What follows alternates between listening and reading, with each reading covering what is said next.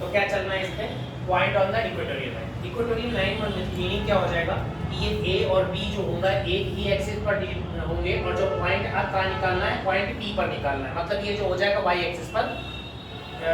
होगा। अब यहाँ समझना ये होगा कि ये माइनस क्यू है और ये प्लस क्यू है। ईबी जो हो जाएगा, क्योंकि क्या होगा, रिपल होगा, क्योंकि दोनों सेम है, ईबी बाहर चला जाएगा। और जो है माइनस क्यू रखा हुआ है और ये प्लस का क्या होगा, ये क्या होगा, अट्रैक्ट होगा, तो ये इनसाइड पे आ जाएगा। अच्छा, अब यहाँ की जो डिस्टेंस है ए से बी तक की डिस्टेंस 2l दी गई है, सो डिस्टेंस ए से बी तक की कितनी हो जाएगी, l। तो अगर फिगर जो है इस तरीके का बनेगा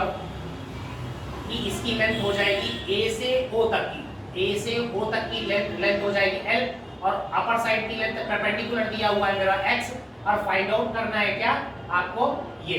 ठीक है, मतलब यहाँ की लेंथ हो जाएगी AQ। अब AQ फाइंड आउट करनी है, पाइथागोरस थ्योरम लग जाएगी। मींस आप समझना ये हो जाएगा कि जब इस वाले पॉइंट से इस वाले चार्ज से इस पर क्या इफेक्ट पड़ा,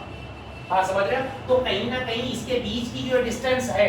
तो ये डिस्टेंस परपेंडिकुलर ही तो हुई, क्योंकि फार्मूला में होता है r², तो अब r² तो होता नहीं, अब r² हम यहाँ से थोड़ी निकालेंगे कि r², ये तो O से है डिस्टेंस x और ये जो डिस्टेंस l हो गई है, तो यहाँ का निकालने के लिए हमने क्या पाइथागोरस थ्योरम यूज किया, और यहाँ पर क्या हो जाएगा, ये x² है, तो क्या परपेंडिकुलर का स्क्वायर प्लस बेस का स्क्वायर, ये आ गया। अच्छा, हाइपोटेन्यूज जो हो जाएगा उधर स्क्वायर डाल देगा, तो हमारा फार्मूला क्या हो गया, आ जाएगा, मतलब उसके अकॉर्डिंग x² प्लस l²। मेरी बात समझ में आई, ठीक है। अब ये x² l² जब इसी क्वेश्चन पर, मतलब इसी इंटेंसिटी फाइंड आउट करने पर, ये E equal to 1/4 pi epsilon naught q upon x² plus l² का होल स्क्वायर गया, तो अंडर रूट चला गया, बात समझ में आया। अब इसका अंडर रूट चला जाएगा, तो ये we can write only x² plus l², और same scenario EB equal to 1/4 pi epsilon naught q upon x²। अच्छा, सेम सिनेरियो यहाँ पर भी हो जाएगा, EB के लिए भी, EB जैसे इस तरफ में बन गया है वैसे इसका फिगर ऐसे बन जाएगा इस तरफ के लिए, तो जैसे ये परपेंडिकुलर यहाँ पर आया वैसे सेम सिनेरियो वहाँ पर आएगा, क्योंकि ये भी l है और ये भी x है, तो B के लिए भी हाइपोटेन्यूज कैसा आएगा, सेम आएगा, सो x² प्लस स्क्वायर। ध्यान देना होगा EQ equal to EA cos theta, क्योंकि वहां पर थीटा का एंगल बना हुआ है, थीटा थीटा। अब वहां पर उस वाले पहले वाले केस में थीटा तो था नहीं कुछ, अब यहाँ पर cos थीटा मतलब एंगल कुछ बना होगा, तो यहाँ पर फॉर्मूला है EA cos theta plus EB cos theta, ठीक। So we can write 2 EA cos theta, because EA और EB दोनों एक आया, सेम आया, बिल्कुल सेम सीन पे आया, so we can write EA और EB दोनों आ जाएगा बराबर, तो कहीं ना कहीं EA की जगह EB की जगह पर EA लिखा जा सकता है, तो डायरेक्टली हमने लिख दिया क्या 2 EA cos थीटा, करेक्ट, ठीक है। Then the vector EA cos theta and EB cos theta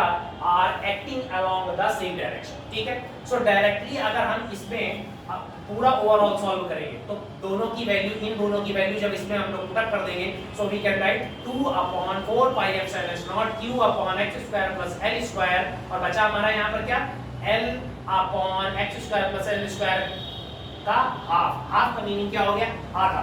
इस तरफ वाला पार्ट में निकला, क्यों, और तो cos थीटा जो यहाँ पर आएगा, ये वाला cos थीटा जो आएगा उसको लिख क्या दिया जाएगा, क्योंकि सब मेरी बात समझना, जो ये EA और ये EA दोनों EA हो जाएंगे, तो इन दोनों को कहीं ना कहीं हमने ये वैल्यू उठाकर ये पूरी, देखो EA इक्वल टू क्या आ जाएगा 1/4 pi epsilon naught q upon x² l²,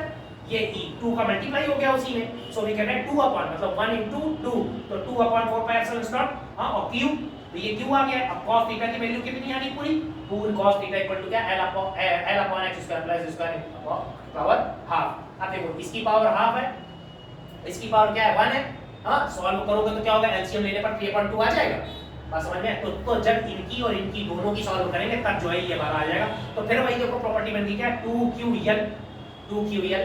बनी, और 2QL इक्वल टू क्या था P,